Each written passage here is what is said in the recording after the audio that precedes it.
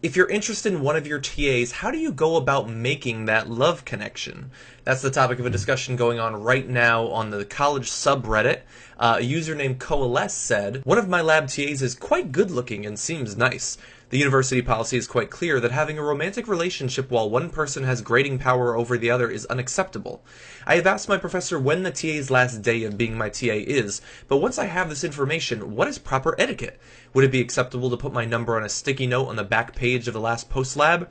Or should I find him in person after the last lab and give him my number then?" I think this is a really good question and a really good topic, and I'm glad that they're discussing it on Reddit right now, and I can actually provide my own information, seeing as how I have been a TA and a student interested in TAs.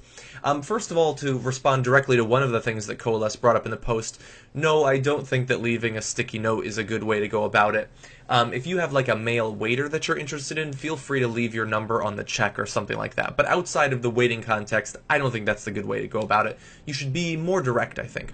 Now, I like that Coalesce realizes that actually asking him out while he's her TA is not a good idea. Whether he goes for it or doesn't, it's just bad timing, and it could lead to trouble both for her and for the TA.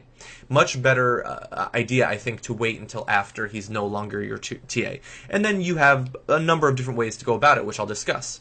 Now, I can say from my own personal experience, I had a girl who pursued me a little bit while I was her TA. She asked me out to a UT football game. I wasn't able to go, obviously, because it's a huge conflict of interest. I mean, those tickets are worth money, not to mention the whole relationship angle, and so accepting either end of that would have been a bad thing. And if you actually like your TA, you don't want to put them in that position. So we did wait, and we did have a relationship afterward, and so I think that there's nothing wrong with that, although some people might disagree. Feel free to let me know if you do.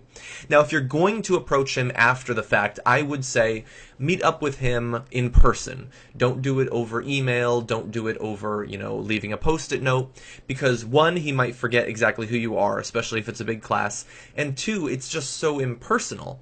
And there's some novelty to being asked out as a guy, I would say. It hasn't happened like every single day for me, at least.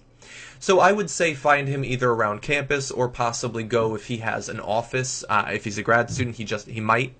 And then go talk to him there and ask him out in a casual way. Make sure that he knows that it has no attachment to the class. You're not looking to have your grade changed or anything like that.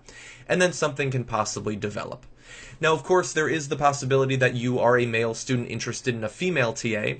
That is a slightly different beast. Again, even more so, don't pursue any sort of relationship while she's your TA. I don't think that she'll appreciate it. Female TAs, I have to imagine, are hit on more often than male TAs. That's my experience again.